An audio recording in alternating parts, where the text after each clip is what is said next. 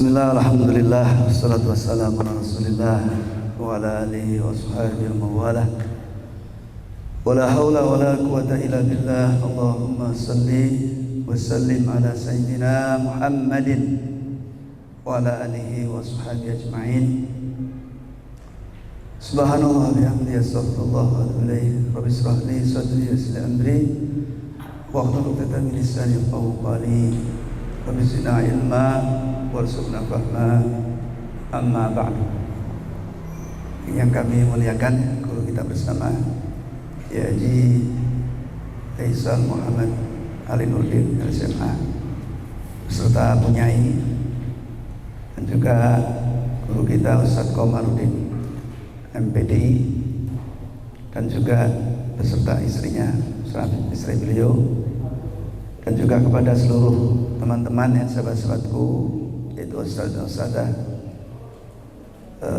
Nur Ilmi, dan juga untuk yang saya cintai ya, dan selalu saya doakan siang dan malam ya, anak-anakku sekalian, Anin dan Banat, yaitu kelas 12 angkatan berapa? Angkatan 7 ya. Semoga Allah berikan barokah untuk kita semua. Amin ya rabbal alamin. Baik, tadi sudah dalam bahasa Arab ya, kita sudah bertahmid dan juga sudah bersolawat. Langsung masuk ke materi, bahwa hari ini materinya adalah metode belajar dan menghafal Al-Quran. Baik, sebelum kita masuk ke materi, ada baiknya kita membaca kalimat Al-Baqiyatus Shalihat yang kemarin sudah sampaikan di kuliah subuh Jumat pagi, agar kita semua, wabil khusus antum yang insya Allah sebentar lagi akan menutup pendidikan di Nurul ini formalnya. Kalau non formalnya akan terus ya sampai kapan? Sampai mati ya. Kita akan terus belajar. Formalnya akan segera ditutup. Tadi sudah sampaikan sekitar berapa hari lagi? 10 hari lagi. Untuk itu antum bawa dari sini, yaitu Al-Baqiyatus Shalihat, cahayanya. Nah, cahaya Al-Baqiyatus Shalihat ini nanti akan biidznillah dengan izin Allah akan membimbing antum sampai kepada surganya Allah ya, baik surga dunia maupun akhirat insya Allah. Sudah hafal belum Al-Baqiyatus Shalihat? Sudah ya, yang biasa dipikirkan oleh Ustaz kita, guru kita Ustaz Arifin Ilham ya. Bareng sama saya, subhanallah ya, 1, 2, 3. Subhanallah walhamdulillah wala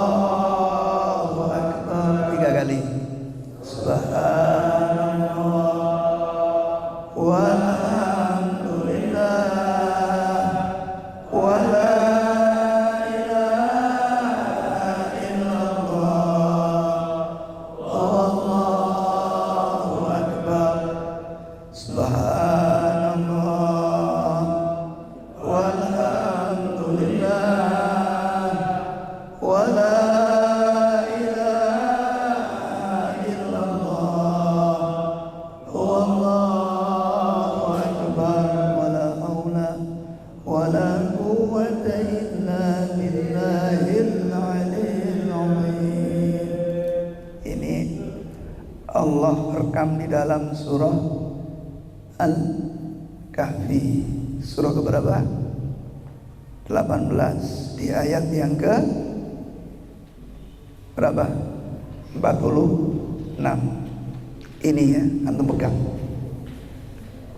Ini nanti akan menjadi obor buat perjalanan antum sampai mati. Untuk saya juga, dan untuk seluruh kaum muslimin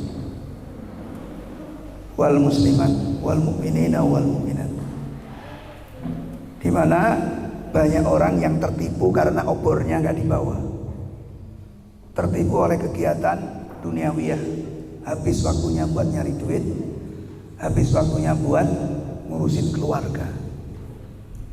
Akhirnya hidupnya menyesal karena kecapean di dunia dan kecapean di akhirat. Nah, maka ukuri perjalanan kita, perjalanan antum dengan Al-Baqiyatus Shalihat. Surat apa tadi? Al-Kahfi, surat yang ke-18 ayat 46. Wal baqiyatus shalihat khairun inda rabbika sawaban wa khairun amala. Jadikan al-baqiyatus shalihat ini adalah cita-cita tertinggi, cita-cita utama. Karena al-baqiyatus shalihat adalah sesuatu yang terbaik di hadapan Tuhan kita, dan tentu menjadi sesuatu yang terbaik untuk cita-cita kita. Ya, sebagaimana tadi di dalam surah Al-Kahfi ayat yang ke-46. Antum nanti perbanyak ya, zikir ini dikala senang maupun dikala susah, terutama dikala susah, supaya nanti cahayanya dengan izin Allah akan menerangi perjalanan kita sampai di dunia ini ya, kita menutup kehidupan ini dengan husnul khatimah. Dan setelah itu Allah panggil kita dengan kalimat ya ayyatuhan nafsul mutmainnah irji'i ila rabbiki radiyatan mardiyah fadkhuli fi ibadi wadkhuli jannati. Panggil sama Allah, mari sini masuk ke dalam kelompok golongan hamba-hambaku yang soleh, dan ayo masuk ke dalam surgaku yang penuh dengan kenikmatan dunia akhirat insyaallah. Baik, sedikit mungkin ada cerita ya. Jadi ini antum saya katakan di antara lulusan-lulusan yang sebelumnya ya, ini antum termasuk lulusan yang paling beruntung menurut saya. Insya Allah. Karena baru semalam ya, saya semalam itu bangun jam 1 malam ya, saya tidur udah sekitar jam 11, bangun jam 1 malam untuk munajat kepada Allah. Dan kemudian semalam saya dikasih ilmu sama Allah, yang ilmu ini akan saya sampaikan untuk antum hari ini. Allahu Akbar. Ini saya dulu belum dapat ya, saya baru dapat semalam dengan munajat dimulai dari jam 1 malam. Dan ini insya Allah nanti akan ke depan akan dipakai ya, untuk terutama pondok kita, dan insya Allah akan dipakai juga di tempat-tempat lain. Jadi metode belajar dan menghafal Al-Quran. Jadi semalam akhirnya saya namakan ya, karena hari ini hari pertama saya sampaikan, maka saya namakan metode ini adalah metode belajar dan menghafal Al-Quran, yaitu metode Nurul Ilmi. Apa? Metode belajar dan menghafal Al-Quran Nurul Ilmi. Dulu belum ada ya, dulu metodenya saya masih pakai metode orang lain. Tapi sebelum antum keluar dari sini, saya bekali ya, saya wariskan ilmu yang saya dapat. Tadi sudah diumumkan dari MC ya, saya hidup sudah berapa tahun tadi? 53 tahun. Itu sebenarnya umurnya dimudahkan. Kalau mengikuti aslinya sebenarnya sudah 54 tahun. Ya antara 53, 54, 55. Dan baru dapat ilmu ini. Berarti saya berjalan selama 53 tahun katakanlah ya. Dan belum tentu antum umurnya sampai 53 tahun, belum tentu. Ya, dimana teman-teman antum yang umurnya muda-muda sudah juga banyak yang meninggalkan dunia. Dan maka saya katakan antum beruntung karena belum sampai 53 tahun antum sudah dapat ilmu saya yang saya dapat berjalan ke sana kemari mencarinya selama 53 tahun. Apa tadi metode belajar dan menghafal Al-Quran? Apa namanya metodenya? Metode Nurul Ilmi. Coba antum perhatikan. Kalau ada layar, saya disorot ke layar. Enggak ada layar, antum cukup dibayangin aja. Ya, dibayangkan. Coba dilihat bayangan tulisan Nurul Ilmi. Nurul Ilmi ditulis dari atas ke bawah.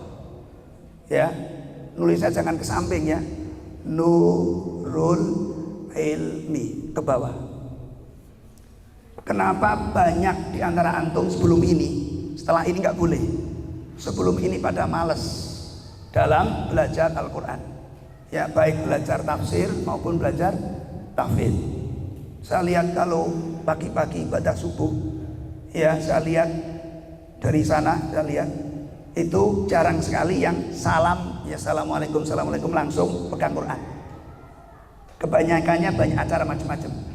Ada yang tidur, ya, ada yang nggak tahu kemana, mengikuti kondisi, karena ustadznya juga belum pada datang. Betul kan? Paling hanya 1-2 orang yang salam langsung pegang Quran.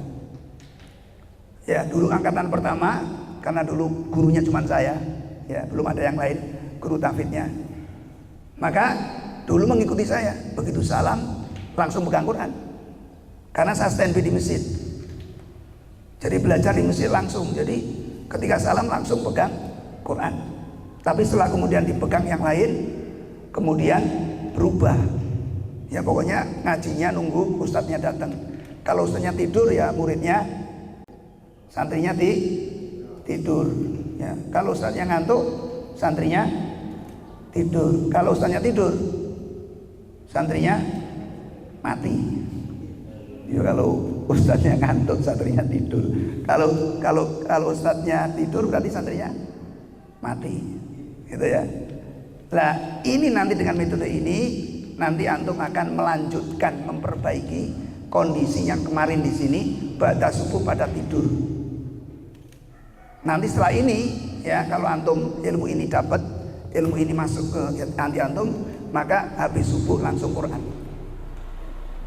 Habis subuh langsung Quran. Ya, dimana ketika Quran telah menjadi model bagi kita, maka insya Allah dijamin sukses dunia akhirat insya Allah. Coba antum tulis dulu Nurul Ilmi ke bawah. Pertama, ikutin saya, yang paling atas N, bawahnya U. Jangan tulis dulu, ikutin aja. Kalau saya katakan baru antum tulis. Ya, paling atas N, bawahnya U, bawahnya lagi R.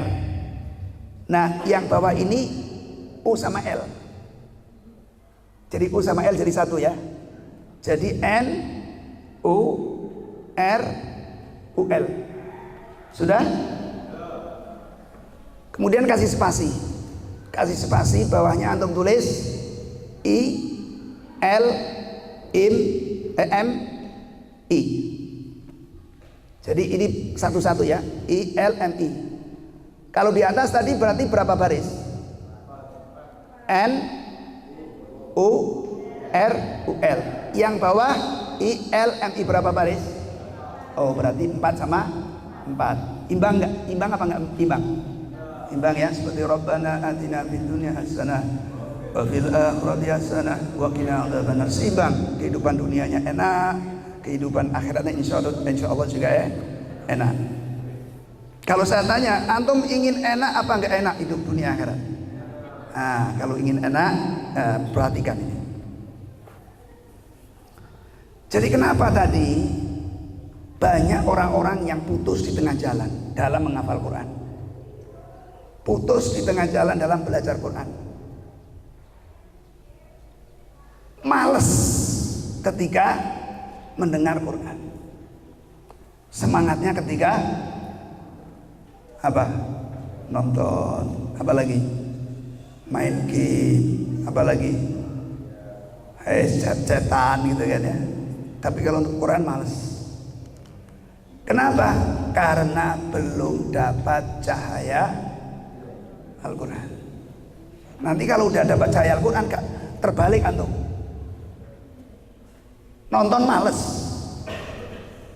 Kemudian main game juga males. Ya, chat-chatan gak karuan juga males. Nanti waktunya akan dihabiskan buat sesuatu yang bermanfaat. Kalau sudah dapat cahayanya. Sekarang yang paling atas. Ini supaya kita mendapatkan cahaya. Supaya kita menjadi orang-orang yang tadi bacanya bukan Iqra'il Quran, Iqra'il ya. Iqra'il Quran fa innahu ya'ti yaumal qiyamati syafi'an li ashabi. Pelajari Quran, baca Quran agar kita mendapatkan syafaat. Nah, harus dimulai dari yang pertama adalah niat. Ya. Jadi N-nya apa tadi? Niat. Jadi kalau orang niat, sudah niat ya, niat ngafal Quran, niat belajar Quran, ya. Mau ada ustadznya, nggak ada ustadznya, bodo amat. Karena saya niat menghafal Quran, niat belajar Quran supaya dapat syafaat, supaya dapat kemudahan hidup di dunia dan kemudahan hidup di akhirat. Ada ustadz, nggak ada ustadz, nggak urusan. Ustadznya terlambat juga nggak ada urusan, ustadznya tepat waktu juga nggak ada urusan, nggak mempengaruhi. Nggak mempengaruhi kita dalam menghafal dan belajar Quran. Oh, ini kalau ustadznya nggak terlambat baru kita semangat. Ketika ustadznya terlambat kita males. Berarti kita belum niat itu. Belum niat, ngafal Qurannya belum niat karena masih dipengaruhi oleh sosok orang. Dan kalau kita menghafal Quran gara-gara ustadz atau guru, maka tidak akan banyak manfaatnya. Capek doang. Capek doang. Maka hari ini kita harus niat untuk belajar dan menghafal Al-Quran. Khairukum man ta'allamal Qur'ana wa 'allamahu. N-nya niat. Niatnya niat untuk apa? Kalau niatnya hanya sekedar untuk memenuhi syarat beasiswa, nanti kalau udah dapat beasiswa males ngapal Quran dan manfaatnya juga nggak banyak. Maka di sini punya antum tulis untuk, niat untuk, R-nya ke kanan ya, tadi niat untuk, R-nya raih derajat. Jadi niat untuk raih derajat. UL-nya ulama. Jadi niat untuk raih derajat ulama. Kenapa harus kita niatkan? Kita niat menghafal Quran, niat belajar Quran, diniatkan untuk meraih derajat ulama. Karena Allah berfirman di dalam salah satu ayatnya, ini ayatnya antum tulis ya, angkanya saja, ayatnya nanti antum lihat dulu di Quran ya. Di dalam surah Fatir itu surat keberapa? 35 ya. Ayat yang ke-28. Surat berapa? 35 surat Fatir. Ayat berapa? 28. Apa kata Allah? Innama yakhshallah min ibadihil ulama. Sesungguhnya hanya ulama yang dia takut sama Allah. Sementara semakin seseorang itu takut kepada Allah, maka orang itu akan semakin baik, semakin rajin, semakin beruntung. Ya, semakin orang itu nggak takut sama Allah, maka semakin malas, semakin runyam hidupnya, dan semakin rugi. Semakin jauh, semakin nggak takut sama Allah, semakin rugi. Siapa orang yang hidupnya ingin beruntung, maka kita harus berusaha menjadi orang yang takut sama Allah. Nah, bagaimana caranya? Oh, saya niatkan belajar dan menghafal Quran, niatnya untuk meraih derajat ulama. Innama yasyallahu min ibadihi ulama. Jadi yang takut sama Allah hanyalah ulama. Dalam hadis dikatakan al ulama'u warasatul anbiya. Maksudnya apa? Ulama mewarisi keberuntungan daripada nabi. Kalau nabi itu akhirnya di surga apa di neraka? Di surga. Ya. Kemudian di dunia para nabi semuanya adalah ihdinas siratal mustaqim siratal ladzina an'amta 'alaihim ghairil maghdubi 'alaihim waladdallin. Para nabi semua hidupnya diberikan oleh Allah di dunianya selalu dikaruniai oleh Allah kenikmatan-kenikmatan. Ya, pernah saya sampaikan bagaimana ketika Nabi Ibrahim alaihissalam dilempar ke api. Apa kata Allah? Ya naru kuni bardan wa salaman ala Ibrahim. Wahai api, kamu dingin dan selamatkan Ibrahim. Jadi api yang seharusnya membakar, dia menjadi yang menyelamatkan. Di mana di dunia ini penuh dengan cobaan, penuh dengan musibah, penuh dengan api. Api dunia itu apa? Api dunia itu musibah. Api dunia itu kesulitan. Api dunia itu berbagai macam hal yang membuat kita sulit. Itu api dunia. Tetapi bagi seorang ulama yang dia mewarisi daripada ilmu Nabi, musibah itu akan menjadikan perbaikan-perbaikan, menjadikan pembinaan-pembinaan, bukan pembinasaan. Di mana ketika kita mendapat musibah dibimbing oleh Rasulullah untuk membaca inna lillahi wa inna ilaihi rajiun Allahumma ajurni fi musibati wa li khairan minha. Seorang ulama apabila dia mendapatkan musibah, maka dia dijamin pasti mendapat ganti yang lebih baik. Sering saya gambarkan, kalau kehilangan mobil, kehilangan sepeda dapat motor, kehilangan motor dapat mobil, kehilangan mobil dapat pesawat. Gitu kira-kira gambarannya begitu. Jadi musibah bagi seorang ulama adalah rizki, karena semua musibah akan dirubah oleh Allah menjadi sesuatu yang lebih baik. Tapi syaratnya kita harus menjadi ulama, orang yang takut sama Allah. Kalau enggak, musibah menjadi siksaan pertama sebelum siksaan yang kedua. Jadi nggak ada pilihan. Kalau kita nggak milih jadi ulama, maka musibah-musibah di dunia menjadi awal daripada siksaan. Tapi kalau jadi ulama, musibah adalah merupakan sesuatu yang akan Allah ganti dengan sesuatu yang lebih baik. Sudah paham belum? Sudah paham belum kita ini? Paham dong? Apa itu? Musibah menjadi rahmat atau kabar gembira bagi orang yang takut sama Allah. Siapa dia? Ulama. Tapi kalau kita enggak takut sama Allah, maka musibah menjadi awal daripada siksaan. Gitu ya. Allahu Akbar. Nanti ini jadi moto ya. Jadi moto. Sekarang baris yang kedua. Jadi tadi yang pertama adalah niat untuk meraih derajat ulama, agar kita menjadi pewaris para nabi. Nanti akan kita lihat sama-sama apa yang kita dapat ketika kita jadi ulama. I-nya yang kedua adalah I ya, istiqomah siyadah. Apa? Istiqomah siyadah. Jadi kalau kita belajar Al-Quran, menghafal Quran, istiqomah siyadahnya. Antum sesuaikan dengan kemampuan antum. Kalau kemampuannya satu ayat, la ikraha fiddin, gak ada paksaan, gak usah khawatir. Oh saya kalau ngapal susah banget. Sudah, kamu mampunya seberapa? Oh insya Allah mah kalau cuma satu ayat harus saya mampu. Tapi saya satu ayat pun gak mampu, ya sudah 1 bulan 1 ayat. Kenapa?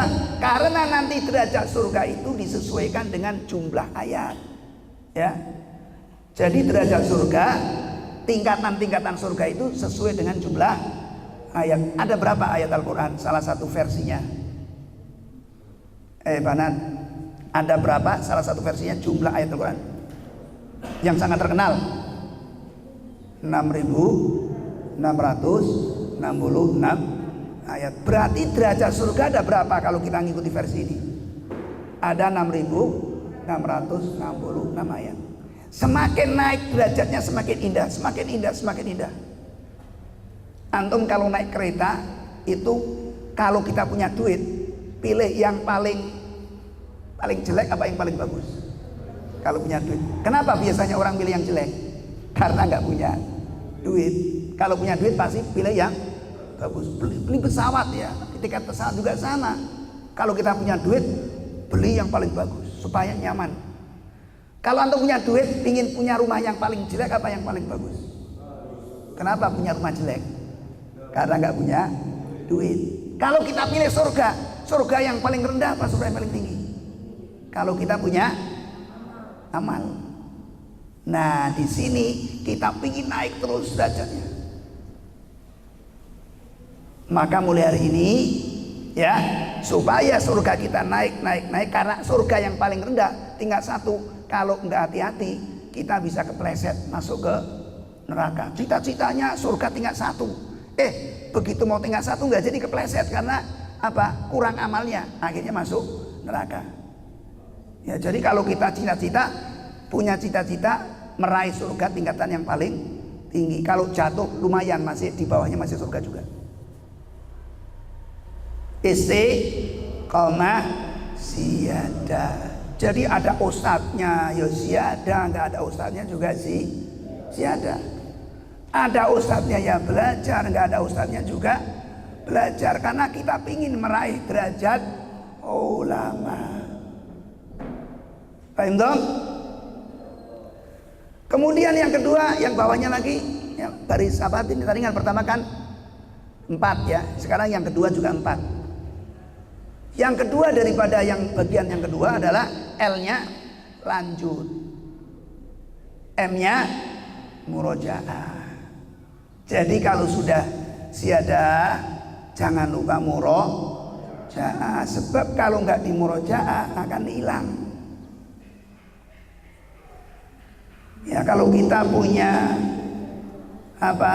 kambing ya, kalau kita nggak pelihara akan kurus atau bahkan mati. Kalau kurus dijual jadi murah.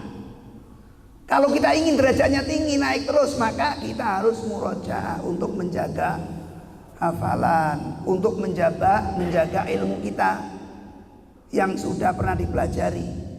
Kalau nggak di murojaah juga lupa. Itu misalnya naat manqut itu yang seperti apa ya, mudhof ilaih yang seperti apa. Kalau nggak di murojaah pasti lupa. Jadi baik belajar ya, seperti belajar tajwid ya, atau menghafal ayat, nambah hafalan atau nambah ilmu tadi, harus lanjut dengan murojaah. Kalau ini kita sudah punya niat untuk meraih derajat ulama, kemudian istiqomah lanjut murojaah, maka insya Allah sukses. Insya Allah sukses. Nah, jadikan ini moto kita, moto Nurul Ilmi dalam belajar dan menghafal Al-Quran. Jadi kalau kita baca lengkap, niat untuk raih derajat ulama, istiqomah siadah lanjut murojaah, insya Allah sukses. Allahu Akbar. Coba sekarang jadikan moto ya, jadikan moto. Banin menyatakan niat untuk raih derajat ulama, yang Banat menyatakan istiqomah siadah lanjut murojaah, insya Allah sukses bareng-bareng. Allahu Akbar. Siap? Ya, saya mulai ya. Di sana yang bagian pertama, bagian kedua Allahu Akbar ya, bareng-bareng. Ya, mulai. Banin dulu ya. 1, 2, 3.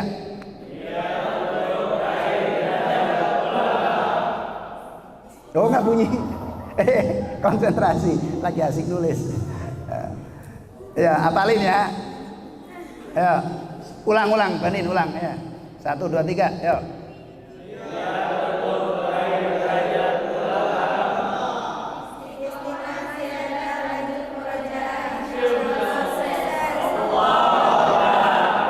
Masih kurang mantep,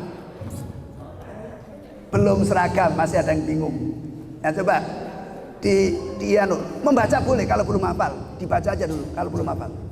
Ya dibaca, tapi yang seragam, yang semangat ya. Ulang ya, atau dibalik, coba dibalik. Barangkali bagusan dibalik.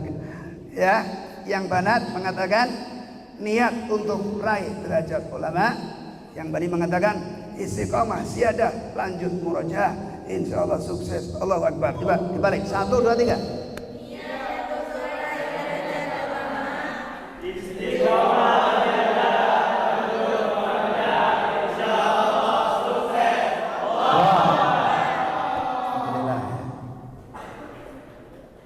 itu metode belajar dan menghafalkan Nurul Ilmi. Bahasa Arabnya ini, bahasa Arabnya. Ya, bahasa Arabnya nggak usah diyel-yel. Antum tulis ini, saya udah diskusi sama Buya kemarin ya. Jadi bahasa Arabnya ini. Metodenya apa sih? Tadi udah dicantumkan di situ.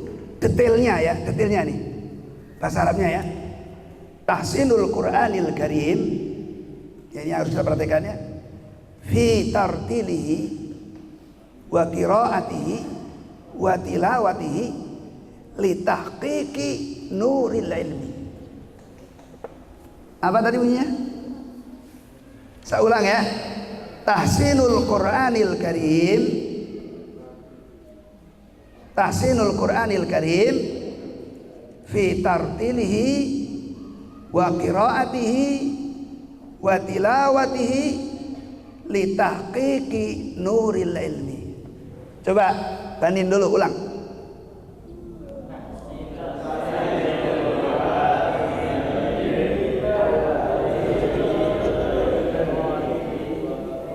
Wa tilawatihi li tahqiqi nuril ilmi.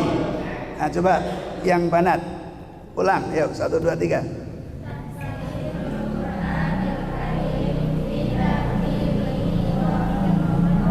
Wa qiraatihi wa tila li tahqiqi nuril ilmi.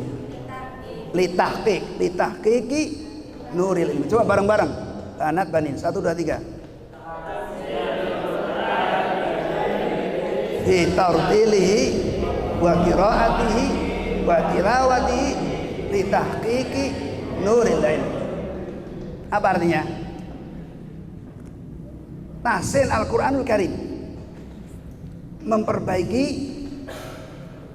pembelajaran Al-Quran yang mulia. Di mana yang diperbaiki apanya? Pada artilnya. Artil itu berarti penekanannya pada apa? Pada bacaannya. Belajar tajwid ya, panjang pendeknya dan sebagainya. Kemudian wa qiraati berarti pada pemahamannya. Antum belajar tafsir. Kemudian wa tilawatihi, pada apanya yang diperbaiki? Amaliyahnya. Bagaimana kita mengamalkan Al-Quran diperbaiki. Yang dulu nggak sholat malam, bagaimana kita sholat malam. Yang dulu kasar sama orang tua, bagaimana kita menjadi orang yang lembut sama orang tua. Yang dulu pelit, ya sekarang menjadi dermawan. Yang dulu gampang marah, sekarang gampang memaafkan. Itu namanya perbaikan-perbaikan. Yang dulu malas, kemudian sekarang rajin. Itu namanya amaliyah. Nah ini ya. Jadi dalam belajar ini nanti kita akan, dan antum nanti ya setelah dari sini pegang ini nanti ya. Belajar bacaan yang bacaannya masih nggak karuan. Kemudian tafsir, terus lanjut belajar ya. Antum nanti bisa mencari tempat di mana ya belajarnya. Kemudian untuk belajar amaliyahnya, kemarin sudah saya sampaikan metode yang terbaik atau paling gampang untuk kita bisa mengamalkan adalah kumpulono orang apa? Kumpulono wong kang soleh. Wong kang soleh kumpulono. Artinya apa? Berkumpul dengan orang-orang soleh. Antum cari orang soleh. Antum cari komunitas orang-orang yang sudah baik. Kalau kita ingin istiqomah sholat malam, maka kita harus kumpul sama orang yang sudah istiqomah sholat malam. Kalau kita ingin menjadi orang yang rajin, maka kita kumpul dengan orang yang rajin. Kalau kita ingin menjadi penyabar, maka kita juga harus kumpul dengan orang yang penyabar, dan seterusnya. Baik, supaya kita semangat ya, supaya kita semangat. Hasilnya apa ini kalau kita udah lakukan tadi? Jadi niat apa tadi? Untuk raih derajat ulama, istiqomah syiadah, lanjut murojaah, insya Allah sukses. Ya. Nah di sini apa sih gambarannya? Seperti apa gambaran ulama yang sukses itu?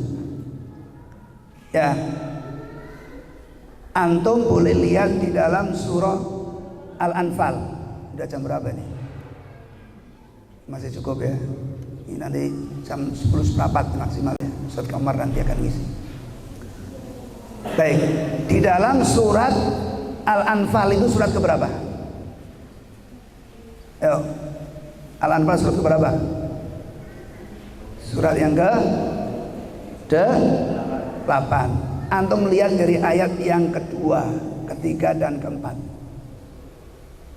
Ini gambaran ulama. Gambaran ulama kalau kita berhasil meraih derajat ulama. Surat ke-8, ya ini antum harus hafal ya. Surat ke-8 ayat 2, 3, dan 4. Saya nukil salah satu kalimat di dalam tafsir Ibnu Katsir. Saya nukilkan ini. Wa ruya Ali bin Abi Thalhah, dan diriwayatkan oleh Ali ibnu Thalhah, ya, anak laki-laki dari Barat Thalhah. An Ibni Abbas radhiyallahu anhuma, dari Ibnu Abbas radhiyallahu anhu. Fi makna qauluhu ta'ala innama yakhshallahu min ibadil ulama. Makna daripada hanya ulama yang takut kepada Allah. Apa maknanya adalah ay alladzina ya'lamuna anna Allah ala kulli syai'in qadir. Apa yang dimaksud ulama itu? Orang yang takut sama Allah itu adalah mereka orang-orang yang mengetahui zahir batinnya bahwasanya Allah Maha Kuasa atas segala sesuatu. Ada orang yang cantik tiba-tiba jadi jelek karena kena stroke, mencong ya, jadi jelek. Ini bagian daripada kekuasaan Allah. Jadi Allah gampang saja bikin antum yang cantik jadi jelek. Ulama tahu persis, oh kalau saya masih cantik berarti Allah memang mengendaki saya masih cantik. Tapi ada khawatir nggak? Bagaimana kalau Allah marah kemudian saya tiba-tiba dibikin jelek? Misalnya dibikin jatuh, kemudian tangannya patah nggak bisa sembuh. Jadi tangannya begini, wajahnya cantik tapi tangannya begini. Gimana kira-kira? Kalau belum nikah kira-kira kalau ada yang lain pilih yang lain atau pilih yang begini? Ya, kemarin saudara kita yang jatuh siapa? Dafa, ya. Kita doakan ya, mudah-mudahan bisa sembuh, bisa normal lagi. Allah Maha Kuasa, bisa gampang sekali orang yang kaya jadi tiba-tiba miskin. Orang yang sehat bisa-bisa jadi sakit gampang sekali. Itu namanya Allah Maha Kuasa atas segala sesuatu. Kenapa tadi ulama itu takut kepada Allah? Takut kalau Allah marah, takut kalau Allah murka, takut kalau Allah nyiksa kita. Makanya ulama itu takut karena Allah yang Maha Kuasa atas segala sesuatu. Dan ulama selalu berharap kepada Allah agar selalu diberikan rahmat. Ya Allah, saya cantik ya Allah, tolong kecantikan saya ya Allah, jangan engkau ambil. Saya pingin cantik sampai mati. Betul nggak, Tanat? Pingin cantik sampai mati apa hari ini? Hilang cantiknya. Pingin cantik sampai mati, emang bisa? Bisa. Ya kalau nanti secara alamiah pada keriput, tapi hatinya tetap cantik, itu maksudnya.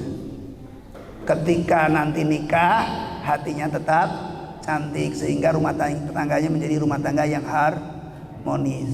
Banin, mau nggak sekarang gantengnya hilang hari ini? Mau nggak? Tiba-tiba stroke semua, mau nggak? Enggak kan? Berarti kita berharap pada Allah, ya Allah jaga kegantengan saya sampai mati dan nanti masuk surga lebih ganteng lagi. Lah ulama kenapa dia takut? Dan ulama kenapa dia tamaan berharap pada Allah? Iya, karena Allah Maha Kuasa atas segala sesuatu. Saya juga takut. Saya takut kalau tiba-tiba stroke nanti bagaimana anak-anak saya yang mencarikan nafkah bagaimana? Itu Allah bisa ya, tapi saya ingin tetap sehat. Barang siapa yang dia takut kepada Allah dan berharap kepada Allah, maka dia telah berharap kepada yang kuasa untuk memberikan harapan. Maka ulama itu di dalam surah Al-Mu'min, surat Al-Anfal ini, coba antum perhatikan surat Al-Anfal ini. Siapa ulama? Idza dzukirallahu wajilat qulubuhum. Apabila disebut nama Allah, hatinya bergetar. Bergetar apa? Berharap. Ketika disebut nama Allah, ya Allah. Jadi subhanallah. Apa harapan ketika antum menyebut subhanallah? Apa harapannya? Harapannya banyak. Salah satunya apa? Ya Allah, jaga kesucian saya. Jaga semangat saya. Hilangkan keburukan saya. Jadi subhanallah itu Allah Maha Suci. Maha Suci dari apa? Bebas dari kelemahan, bebas dari kotoran. Maka ketika itu sebut subhanallah, berharaplah kepada Allah agar kita menjadi orang-orang yang bersih dari kotoran dosa. Berharap kepada Allah agar kita menjadi orang-orang yang terbebas dari kelemahan, dari kebodohan, dari kemiskinan, ya, dari penyakit-penyakit yang membahayakan. Bergetar jadinya hati. Karena kapanpun Allah bisa bikin kita sakit, kapanpun Allah bisa bikin kita miskin. Bergetarnya karena takut mendapatkan murka Allah dan berharap mendapatkan rahmat Allah. Jadi ketika ulama itu disebut nama Allah, maka akan bergetar hatinya dalam rangka apa? Khaufan wa tama'an. Khaufan karena khawatir, takut mendapatkan murka Allah. Tama'an karena berharap mendapatkan rahmat dari Allah. Setiap disebut nama Allah. Kemudian yang kedua, siapa ulama itu? Di sini digambarkan di dalam surah Al-Anfal, yaitu wa idza tuliyat alaihim zadatuhum imana. Apabila dibacakan ayat Al-Qur'an, maka bertambahlah imannya. Alladzina amanu wa tatma'innu qulubuhum bi dzikrillah. Ala bi dzikrillah tatma'innul qulub. Apabila kita membaca ayat Al-Quran atau dibacakan, maka iman kita naik. Apa tandanya iman naik? Hati menjadi tenang. Antum gak khawatir nanti besok saya makan apa, nanti jodoh saya siapa, nanti saya tinggalnya di mana, nanti matinya bagaimana, nanti kuliah saya bagaimana. Seorang ulama yang dia terus membaca Al-Quran, menghafalkan Al-Quran, akan Allah beri tangga-tangga. Allah beri tahapan-tahapan yang menenangkan, yang menyejukkan, gak khawatir. Karena jelas, perjalanannya jelas. Oh nanti setelah ini kesini, setelah ini. Tapi saya gak punya duit. Oh Allah Maha Kuasa untuk memberikan duit. Nah gitu. Itu imannya bertambah. Maka orang yang telah meraih derajat ulama, hidupnya tenang dimanapun, kapanpun. Bahkan ketika Nabi Ibrahim itu dilempar ke api, ditawarkan oleh siapa? Malaikat Jibril menawarkan untuk memberikan pertolongan. Tapi kata Nabi Ibrahim, enggak, aku udah cukup. Apa? Hasbunallah wa ni'mal wakil. Bagiku Allah sudah cukup. Aku enggak butuh pertolongan. Tenang bersama Allah. Itu siapa? Oh, ulama. Enggak takut, enggak khawatir. Bagaimana ya kalau saya besok mati? Enggak khawatir, besok mati masuk surga, ngapain khawatir?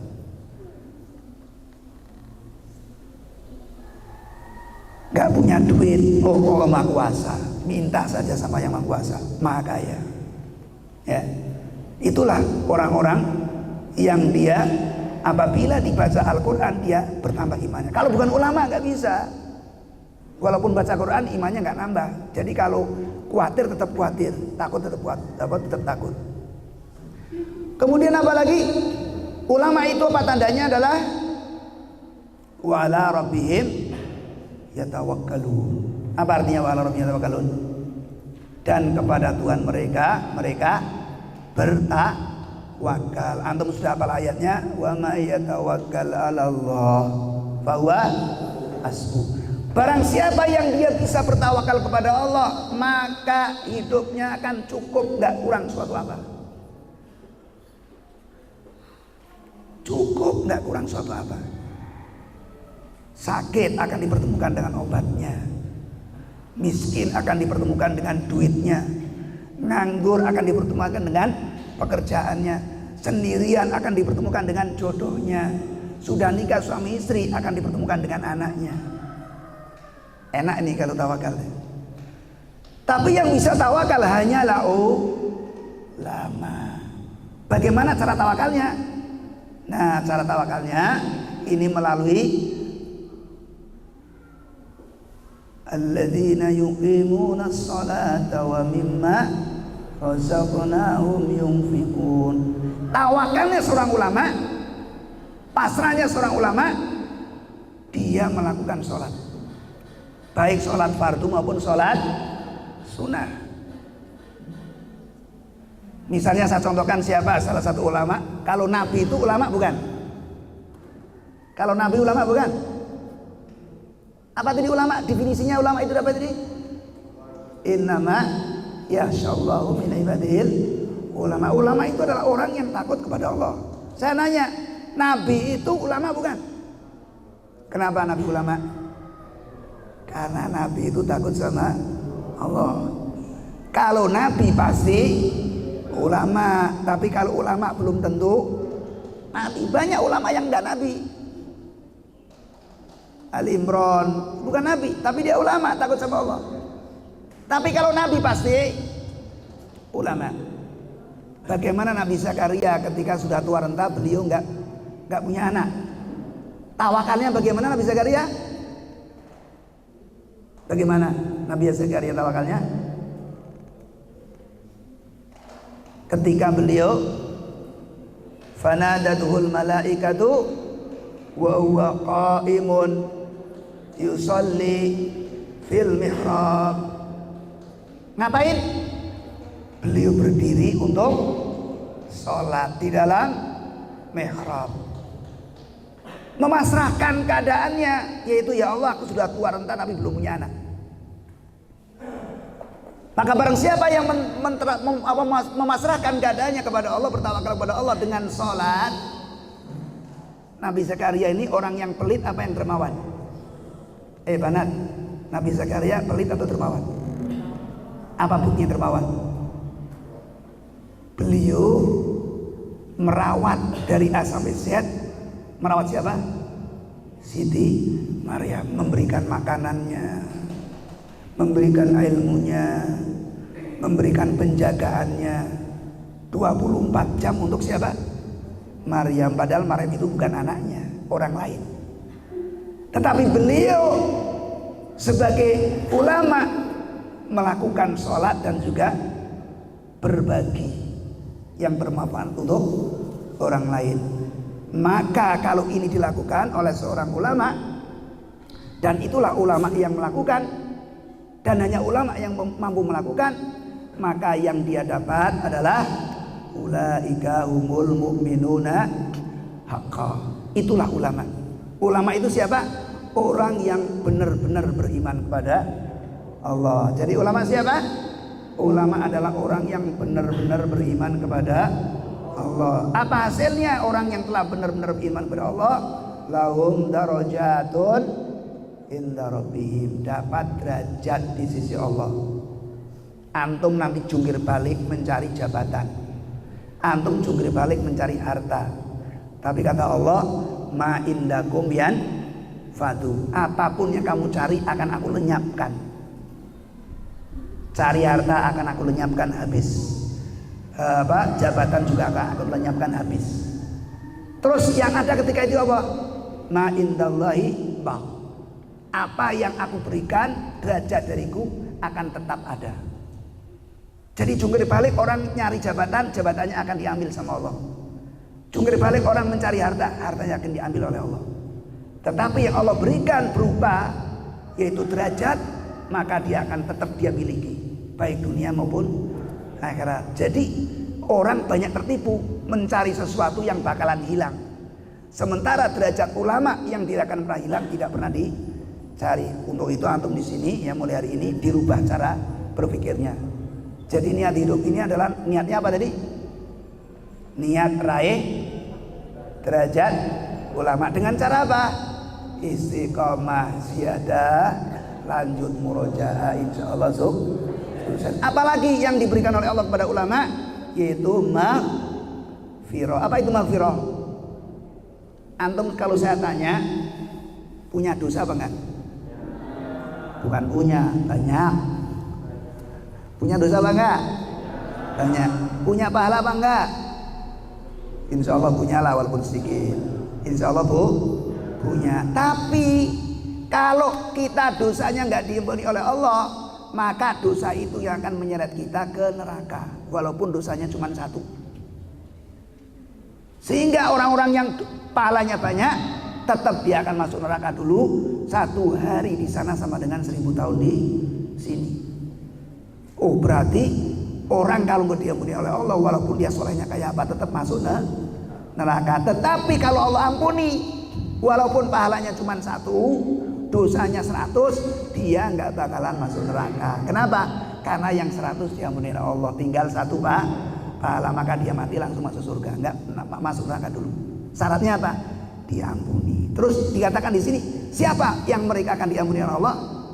Adalah ulama, orang-orang yang imannya benar, yang benar-benar imannya. Kemudian yang terakhir yang akan diberikan oleh Allah kepada ulama adalah rizkum karim. Oh ini menarik ya.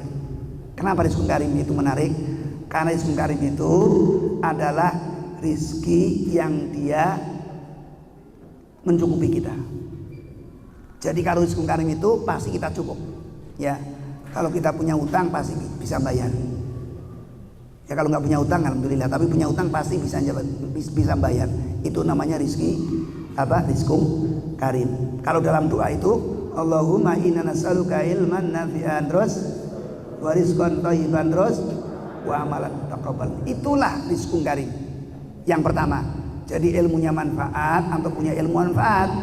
Kemudian rizkinya bagus. Kemudian amalannya diterima. Sholat sunnahnya diterima, dapat pahala. Apa itu? Sholat wajibnya diterima juga dapat pahala. Itu namanya rizqun karim. Yang kedua, rizqun karim itu ya kalau berupa harta atau jabatan, dia yang akan mendatangi kita. Pekerjaan nggak perlu nyari. Rizqun karim itu pekerjaan nggak perlu nyari. Nanti pekerjaan yang nyari antum. Jadi nggak ada orang yang ulama ya, yang sudah mendapatkan rizqun karim ini dia bikin lamaran pekerjaan, enggak. PNS juga ditawarin ya. Saya mau ngelamar jadi PNS, nggak usah ngelamar, antum yang dilamar. Kita nggak perlu lagi nyari pekerjaan. Sementara banyak orang kemana-mana nyari kerjaan susah. Kita kalau jadi ulama nggak perlu nyari kerjaan. Terus bagaimana? Kerjaan yang datangi kita. Kerjaan yang datangi kita. Jadi hidupnya di hadapan Allah mendapatkan derajat. Apalagi tadi? Dapat jaminan maghfirah. Kemudian yang terakhir apa tadi? Kita mendapatkan rezeki yang mulia. Apa itu rezeki yang mulia? Rezeki karim itu apa tadi? Apa rezeki karim? Yang mencukupi kita. Kemudian dia datang atau dia mendatangi kita. Yang ketiga, rizqun karim itu adalah rizki yang memasukkan kita ke dalam surga. Kenapa? Karena ada juga orang yang bukan ulama, tapi harta bendanya melimpah datang, pekerjaan datang, dia nggak perlu nyari pekerjaan. Tapi persoalannya rizki yang datang itu membawa dia ke neraka atau ke surga. Ya, jadi rizqun karim itu rizki yang datang kepada kita dan dia membawa kita ke surga. Gimana kira-kira? Antum pilih jadi ulama atau pingin nggak jadi ulama? Banat, pingin jadi ulama atau pingin nggak jadi ulama? Kenapa pingin jadi ulama? Karena dunia akhirat dijamin oleh Allah. Ya, Banin gimana? mau jadi ulama atau pingin gak jadi ulama? Harus jadi ulama, karena itu cara satu-satunya kita mendapatkan keselamatan dari Allah, ya, baik dunia maupun akhirat. Sebagai penutup, ya, kalau kita ingin jadi ulama, orang yang mendapatkan jaminan Allah, jaminan derajatnya, jaminan maghfirahnya, jaminan rizkinya, maka kita harus menempuh jalannya para ulama. Bagaimana menempuhnya? Tadi rumusnya ada di dalam rumus metode Nurul Ilmi. Kita ulang bareng-bareng. Sudah siap? Metode Nurul Ilmi. 1, 2, 3 bareng-bareng. Niat untuk raih derajat ulama, istiqamah siadah, lanjut murojaah, insyaallah sukses. Allahu Akbar. Siap jadi ulama? Baik, kita tutup sama-sama dengan Al-Baqiyatus Shalihat lagi ya. Kita baca bareng-bareng 3 kali. Kemudian setelah itu kita tutup. Subhanallah.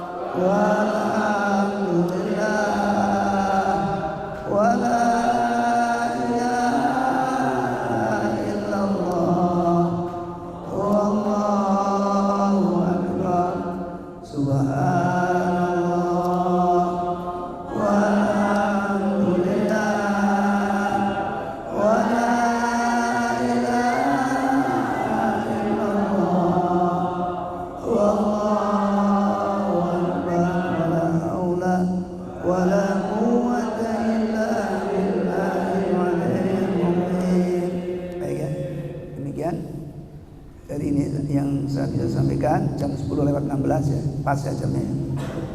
Kurang lebihnya mohon maaf, mudah-mudahan ada manfaatnya. Supaya barokah, kita tutup dengan doa qudul majlis. Subhanakallahumma wa bihamdika, asyhadu an la ilaha illa anta, astaghfiruka wa atubu ilaik. Assalamualaikum warahmatullahi wabarakatuh.